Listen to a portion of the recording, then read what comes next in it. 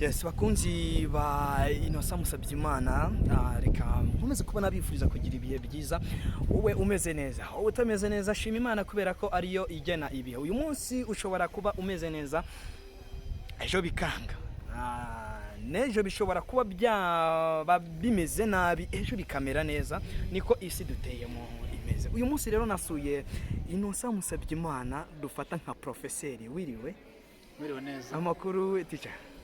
Namahoro. Ubuse navuga ko ari teacher, navuga ko ari Innocent Musabyimana tuzi nk'umuhanzi uririmba indirimbo nziza kandi zikunzwe za gospel. Byose. Ndi umwarimu, ndigisha. Yego. Ariko ndi n'umuhanzi. Ari n'umuhanzi. Ubuhanzi, reka tubanza twinjire ku kintu kijyanye n'ubuhanzi. Ku kintu kijyanye n'ubuhanzi, umaze kuba wakora indirimbo zingahe, zingana ute? Indirimbo maze gutunganya neza muri studio.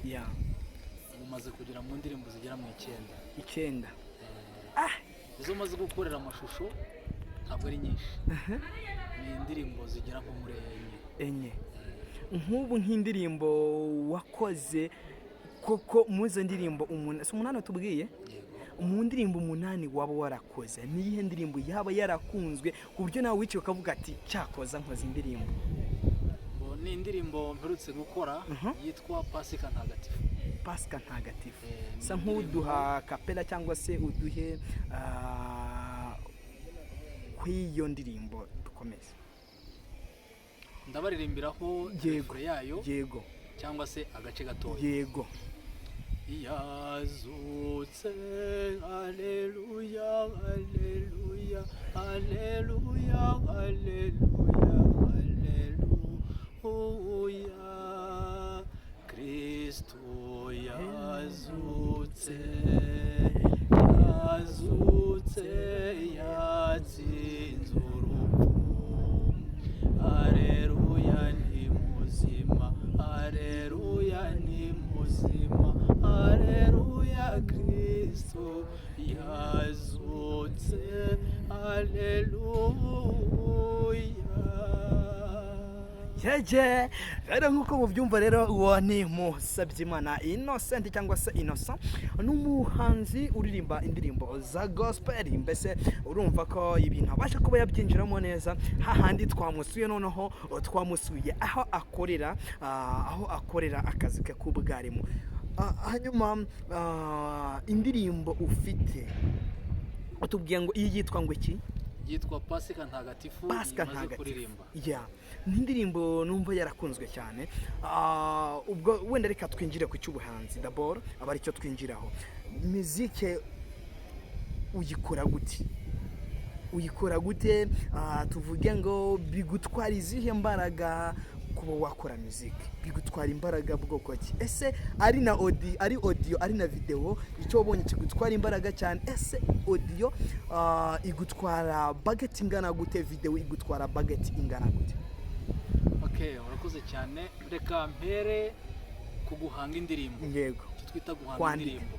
Ni wowe wiyandikira? Ninjye wiyandikira. Jesus Christ. Nkaririmba.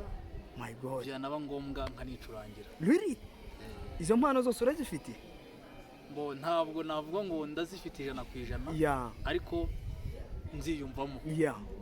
Nko guhanga indirimbo ntabwo ari ibintu bingora. Yego. Kuko n'ubu twicaranye gutya nshobora guhaguruka hano mpagurukanye indirimbo. My goodness. Indirimbo nyinshi hari igihe zinza mu ndi kugenda nko mu nzira. Cyane cyane iyo ndi njyenyine. Iyo ndi njyenyine cyangwa se nka nijoro ntuje. Yego. Niho numva inganzo inzamo cyane. Ati mbihuza gute n'akazi nkora k'ubwarimu? Yego. Igihe cyo kwigisha ndigisha. Ariko akanya kose mbonye ntari mu ishuri. Yego. Inshuro nyinshi mba niyumvamo. Tukiri aho ndaza kugaruka ku bijyanye uburyo bifatikanya n'ubwarimu. Nakubajije ni bigutwara izihe mbaraga ku gukora video, cyangwa se video igutwara imbaraga zingana gute, audio igutwara imbaraga zingana gute? Ubwo ndavuga mu mbaraga, nimvuga imbaraga turavuga iz'amaboko, tuvuge n'iz'umufuka. Yes. Kubijyanye reka duhere ku kijyanye n'umufuka kwanza, kubera ko nicyo kintu gikunze kuba cyagora abahanzi benshi cyane, haba abakora gospel, haba abakora R&B, haba abakora rap, haba n'abakora izindi njyana za rap n'izindi. Tubona kenshi bagorwa n'izo mbaraga zo mu mufuka. Wowe ukoresha irihe banga mu gihe ukora muzika yawe? Natangiye kujya muri studio. Yego, reka banza duhere igihe wahereye gukora muzika kwanza, reka bariho duhera. Natangiye gukora muzika ubundi niga muri segonderi. Hari igihe ki, hari umwaka wa ryari? Ni mu mwaka, niba mbyibuka neza, nigaga mu mwaka ubundi wa 4 segonderi. Nibwo nakoze indirimbo ya mbere niga muri groupe scolaire Saint Joseph. Hari Nyamasheke. Yego. Habaye amarushanwa yo gushaka indirimbo izaririmbwa ku itariki 19 z'ukwezi kwa gatatu. Yego. Ku munsi twizihizaho Joseph Mutagatifu. Yego. Nanjye nagiye mu nganzo. Ariko bijyamo numva ari ibintu bisanzwe. Yego. Ni nayo ndirimbo ya mbere nahimbye. Nari nayise Joseph Mutagatifu. Yego. Naragenda yiririmba n'abandi banyeshuri nabo bari bahimbye, nabo baririmba izabo.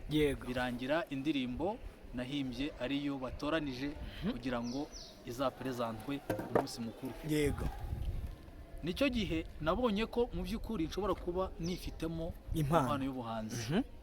Ni naho byatangiriye. Yego. Maze guhimba iyo ndirimbo nakomeje guhimba n'izindi. Yego. Nkajya nziririmba mu bitaramo by'abanyeshuri. Yego. Muri weekend ku wa gatandatu. Yego. Birangira nshizeho na groupe yitwa Ami de Stros. Yari groupe igamije kuririmba indirimbo zitanga ubutumwa bw'amahoro. Yego. Ubutumwa bwo kubana neza. Yego. Ubutumwa bwo gukoresha ukuri. Yego. Ntekereza ko ni nayo bahise bananyitirira mu kigo nigagamo. Abanyeshuri bahise banyita, bamwe banyitaga Joseph Mutagatifu kubera iyo ndirimbo, abandi bakanyita Ami de Stros kubera iyo groupe nari nanashinze y'umuziki. Ku bijyanye rero no kujya muri studio. Yego. Natangiye kujya muri studio niga muri kaminuza muri Kristi. Ku mafaranga ya buruse. Kuko ndabyibuka ko bampaga buruse nkagira udufaranga nshyiraho ku ruhande, twa dufaranga nitwo nakoze mu indirimbo ya mbere. Ndabyibuka ko indirimbo ya mbere nayikoze yantwaye amafaranga 40,000. Mu by'ukuri biba bigoye cyane cyane ku munyeshuri. Yego. Ariko ikintu cyaje kumfasha, nagendaga nkora n'uturaka two kuririmba. Hari mu mujyi wa Kigali kuko mfite amasertifika agiye atandukanye. Yego. Mfite certification y'igurisha. Yego. Mfite certificat nahawe mu kurwanya sida. Yego. Mfite certificat nahawe mu marushanwa yabaye y'uburinganire. Yego. Mfite certificat zigiye zitandukanye mu bintu nagendaga njyamo n'imiyoborere myiza. Certificat bampaye cyo gihe nabaga nahagarariye umurenge wa Nyarugenge hariya muri Kigali kuko Kriste icyahoze ari Kriste cyo gihe yari iri muri umurenge wa Nyarugenge. Hanyuma rero ubwo wabaga uri umunyeshuri ukabifatikanya no guhanga. Ubwo wabaga uri umuhanzi uri n'umunyeshuri. Wajyaga muri studio ryari, wajyaga kwiga ryari, byagenda gute? Muri kaminuza rero buriya ho biba byoroshye kuko hari umwanya wo kuba umuntu ari mu ishuri. Yego. Ariko muri weekend ntabwo ari nko muri interina. Baba bavuga ngo umunyeshuri ntasohoka. Muri weekend umuntu aba ashobora kwirelaxa akaba yakora uburyo n'ufite n'akandi kazi agakora zindi, ku buryo umuntu afite akandi kazi agashobora kugakora. Nubwo buryo rero nanjye najyaga muri studio. Yego. Ngakora indirimbo. Yego. Nkabasha no kubona umwanya wo kubona yajyana muri studio. Yego. Gukora video byo, indirimbo ngera ngo nakoreye video bwa mbere. Yego. Nayikoreye video ndangije kwiga. Impamvu yagiye ituma inyinshi nzifite mu buryo bwanditse ariko ntizibe zikoze muri studio, ntizibe zinakoze muri buryo bwa video n'amashusho. Nabyo nyine hagenda hazamo n'icyo cy'amafaranga. Kuko cyane cyane buryo umuntu amaze no gushinga urugo hari izindi. Ese buryo uri n'umupapa? Ndi n'umupapa. Ubu noneho ubu kuntu ibintu bimeze, ubu ufite inshingano 3. Ubwarimu, uby'ububyeyi, ugakurikiza n'ubuhanzi. Ibyo bintu none ndashaka uduhe nk'umuntu utabizi, uduhe nk'ishusho uburyo ufata ibyo bintu ko ari bitatu ukabitandukanya kandi buri kimwe cyose kikabona ibyo gikwiye, ubikora ute? ibintu byose burya bisaba kuba bisizeho umutima. Yeah. Ari ukuririmba ndabikunda, Yego. ari ukwigisha ndabikunda, Yego. no kwitwa umubyeyi mu rugo nita ku muryango nabyo ndabikunda. Yego. Kuko byose numva ari impano zanjye. Yego. Buri kimwe nkigenera umwanya wacyo. Yego. Kandi nkagishyiramo ubushobozi kubwo nshoboye buri kimwe. Yego. Ariko nkurikije uko mbibona ubu ndabona byose bigerageza gutera intambwe. Yeah. Gusa ubuhanzi bwo sari umuntu utarabushyizemo imbaraga cyane mu gihe cyabanje. Yego. Ariko ndi kubona nkurikije uburyo abantu bambwira bati ufite impano. Yego. Indirimbo nsohoye nkabona uburyo zikunzwe cyane cyane. Yego. Hiriya. Yego. Sawa nta kibazo. Hiriya ndirimbo ya Pasika Ntagatifu. Yego. Yari yabanjirijwe n'indi ya Roho Mutagatifu. Yego. Nayo yarakunzwe. Yego. Izo ndirimbo zigenda zinyereka ko abantu bakunda ibihangano byanjye. Bityo bigatuma numva nshaka ko noneho gushyira imbaraga zimbitse mu buhanzi. Uba wumva uzabikora nk'akazi igihe ki? Kuko ubu ngubu turabona wenda reka tuvuge ku bakora gospel. Dufite nka Israel Mbonyi Cyambu, tukaba dufitemo na bano bande bana ba Vestine na ba Dorcas. Ni abantu bakora gospel kandi tubizi ko neza bibatunze. Noneho reka tujye kuri level ya Mbonyi Cyambu Israel. Ubu tuzi neza ko ari cyo kintu we kimutunze. Hamwe noneho niwe muntu mu Rwanda dufite w'umuhanzi ushobora kuba yagenda agakora stage hariya agakorera ibihumbi bye 5 by'idolari. No ahubwo ni ibihumbi 10 bye by'idolari. Ibihumbi 10 by'idolari akaba yabikorera ku munsi umwe. Wowe wumva kugira ngo ubikore nk'akazi habura iki? Ku bijyanye n'umuziki nkora umuziki wa gospel. Yego, nanjye nakubajije ngo indirimbo z'Imana mu by'ukuri n'uburyo numva binzamo. Yego. Nagwaye urugero rwabo bitunze kandi bafite amafaranga ahambaye. Ndabyumva rwose. Yego. Icyo nge mba nshyize imbere cyane ntabwo ari ukubibyaza amafaranga. Yego. Ahubwo icyo numva ndwana nacyo mbere na mbere ni ukubanza gufata ibyo bindimo ubwo butumwa numva mfite kuba mbasha kugeza ku bantu. Yego. Mbufata nk'ideni mbafite, mbanza kurwana no kugira ngo mbanze mubagezeho. Yego. Kuko iyo ntabikoze numva muri nge bimbuza amahoro. Yeah.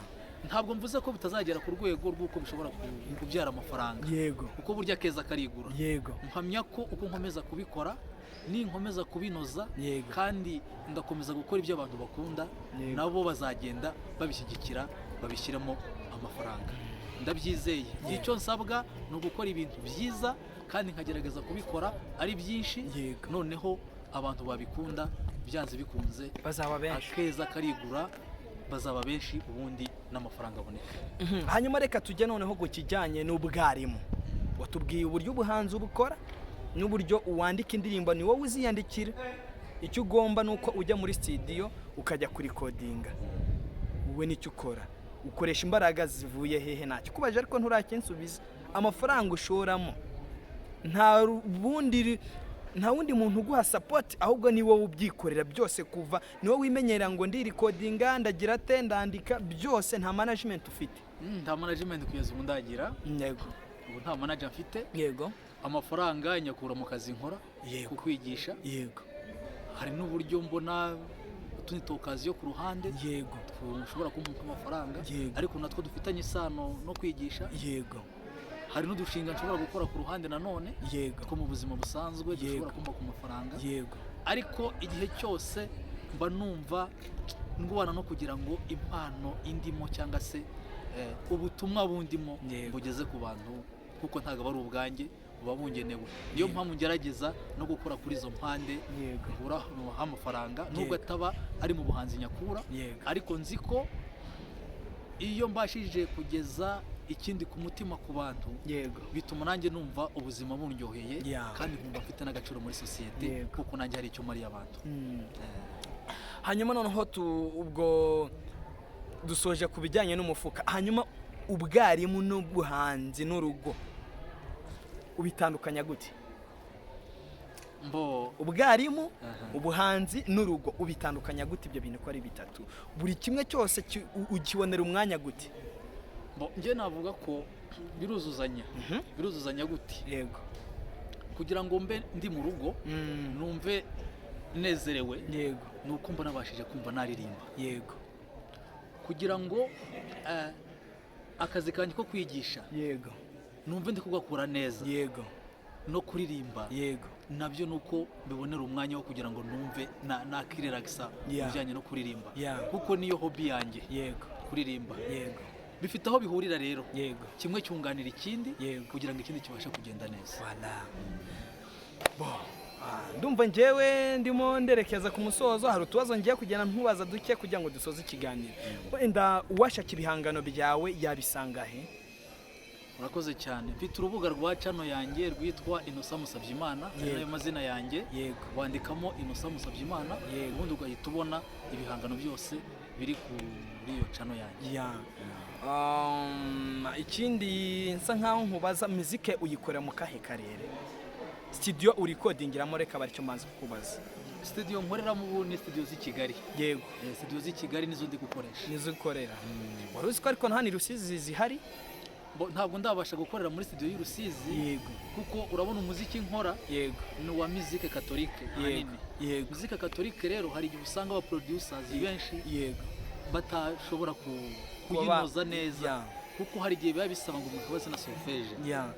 Video rero aba producers bari kumfasha nabi Kigali nabo batari benshi, ni bamwe na bamwe nsanga bashobora kubikora neza nkuko na video ufite ziri hanze ni zingahe?